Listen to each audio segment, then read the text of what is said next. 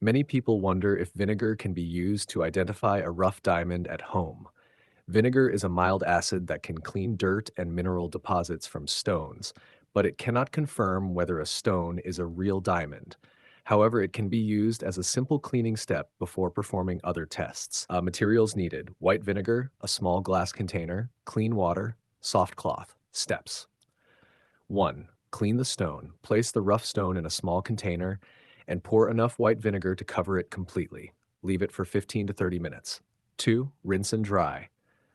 Remove the stone and rinse it thoroughly with clean water.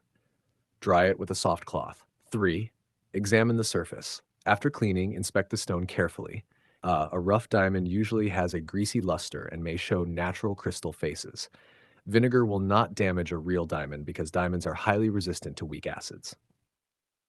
Important note: the vinegar test alone cannot prove that a stone is a diamond. To improve identification, combine it with other tests such as scratch test, thermal conductivity test, specific gravity test, professional diamond tester. Conclusion: white vinegar is useful for cleaning rough stones, but it is not a reliable method for confirming a rough diamond. For accurate identification, use multiple tests or consult a gemologist.